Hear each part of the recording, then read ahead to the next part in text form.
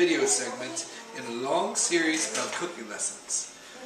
How many of us love bacon? Now I know I'm Jewish and I shouldn't be eating it, but this lovely meat here is so good. So we're going to take this beautiful pork belly that I got today and we're going to turn it into bacon. Now this is going to take a week. The process starts off with the raw meat. The meat is cured and eventually it is smoked. And after it is smoked, it is time to eat. So we're not going to be eating this today, but let's get started. So the pork belly that I got, pork belly is actually pretty expensive in most places, but a lot of Asian markets carry pork belly both fresh and frozen. And pork belly usually has a pretty thick skin on it that you need to take off. So I'm going to show you how to take that off. I got two pieces. So I got this pork today at an Asian supermarket called 99 Ranch. Pork belly runs anywhere, if you get it from a food distributor, which I can get it for, is about $5 a pound. This was $3.50 a pound. Okay, so what I'm doing is I want to make sure that I keep the fat, because as you know, that's the best. That's basically what the bacon is. So I'm trying to find the best angle to cut off this skin. Once you get a little thing started, it's easier to just angle your blade towards the tougher skin, because it doesn't really cut through the skin easily. So you're able to see how my knife is kind of an upward angle.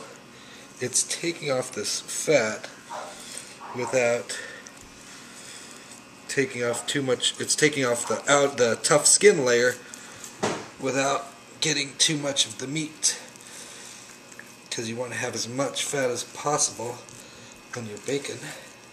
So it's coming off right now. Make sure your knife is nice and sharp. I'm using my boning knife, but just make sure that you have a long blade that you want to try to saw through it. So I'm almost through trying to get this last piece of fat off. Remember, you want to love in the fat. The fat's the best part of it. So that's the skin. You could either, like I gave the last piece to my dogs, you could make a jacket out of it. You could do a whole Silence of the Lambs type thing. You know, if you want to do some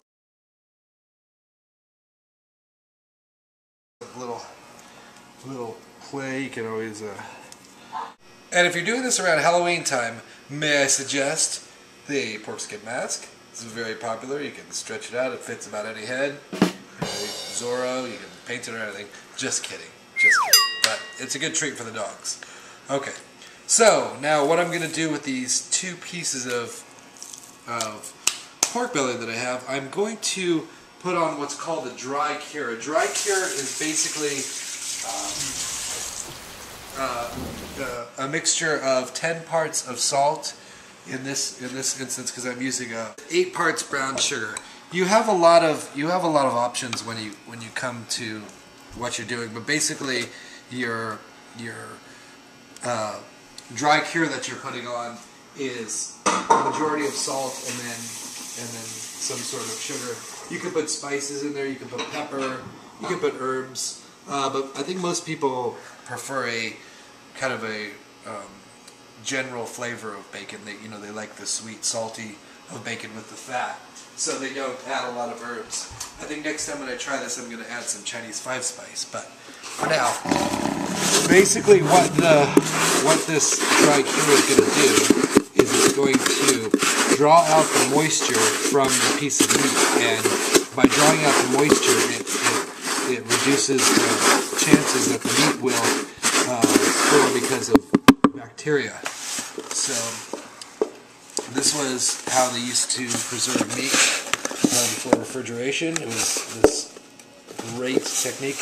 These recipes and like more information, if you ever want it, on curing and all kinds of meat stuff, can be found in this book that I got from school, which is the Culinary Institute of America Garde Manger book. That's where I took this recipe from.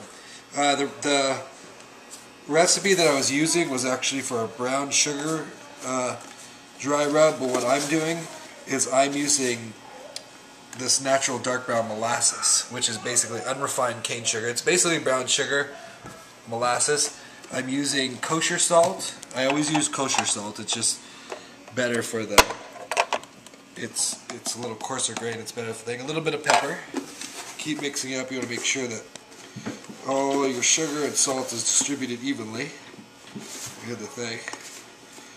Okay. Now it's all mixed pretty well. It's going to draw out the moisture from the meat through the process of osmosis. Okay, so that's that. So I'm really packing this into the meat. You want to make sure that the meat is covered because you don't want to leave spots. So I'm going to cover it. This is going to be on the bottom too, so I'm going to actually take this piece of meat. And actually, I should have flipped it, but it's a little stuck, but it's okay. So we're going to do this. We're going to change it up a little bit because some of the cure came off. So I'm going to put this back. I'm not going to use the cure that fell, but I'm going to lay the cure out like this. Lay where the meat's going to go. There is still cure on the meat that I rubbed in, but I want to make sure that it's covered. So now it's going to be nice and covered. Take some more, pack the top with it. See, I'm packing it all over. You want the whole meat covered. This is going to be amazing when you see how much moisture comes out of this meat prior to that. That's one of the big factors to food spoiling is moisture. We're covering it up. We're sealing it up. Excuse me, Mr. Braslaw. Yes. What do you mean? Like it doesn't spoil up, or it does spoil up? What do you mean spoil up? You said that it doesn't spoil up with the moisture, but moisture speeds up the decay of meat. So what I'm doing by putting the salt in there, I'm doing two things. I'm imparting flavor into the meat as the water's drawn out. Some of the flavor is drawn in. The sweetness of the molasses. But at the same time, I'm creating an environment that's not conducive to bacterial growth. Does that make sense? Yeah. Okay. And there's a lot to it, and I'm sure that people watching this video are gonna, go, oh, he's talking a bunch of flablooey, or he should know more than he's saying, and it might be that I'm just having a hard time getting it across. But the main point is that this is going to be delicious, and it's going to be done very well. So I'm going to turn it over, try to keep some of that cure on there still. Spread that cure out. So you move it around. And the nice thing about doing it on the cheesecloth is that you can move it. You have a lot of. You can move it around. Okay. So I basically used all the cure that I made. Okay. So I got the second piece going. I got the cure on this. Now, optimally, I'd like to have. So I'm just finishing up the second piece. Like I was saying, optimally I would like to have a pan that would fit both pieces so they wouldn't be laying on top of each other. Unfortunately, in this situation, I don't have enough space in my refrigerator, so I'm going to gently put them next to each other. Like this is going to cause a little problem as far as them this overlapping thing. But the thing with the bacon that I'm going to be checking it once a day and turning them and moving them for the next 6 days. So it shouldn't be, I'm hoping that's not going to be a problem. So I got the bacon done. Bacon's cured. It's curing. I'm going to get my saran wrap, well, plastic wrap.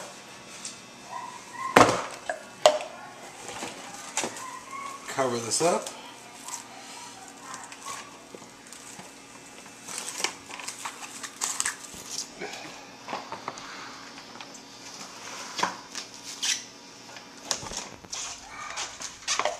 And then it's going to go in my refrigerator. Let me make sure it's clean before you guys look. It is. So I'm going to put the meat I'm going to have to move some stuff around. Whenever you're dealing with raw meat, you want to have the raw meat on the bottom and everything else above. So while this video is going through the paces, I'll be moving that around. So trust me, I practice food safety very carefully. Okay, so that's in there. Some cheese from Switzerland. Swiss cheese. You like Swiss cheese? And that is day 1 of bacon cooking. Hope you enjoyed it. We'll see you real soon for day 2.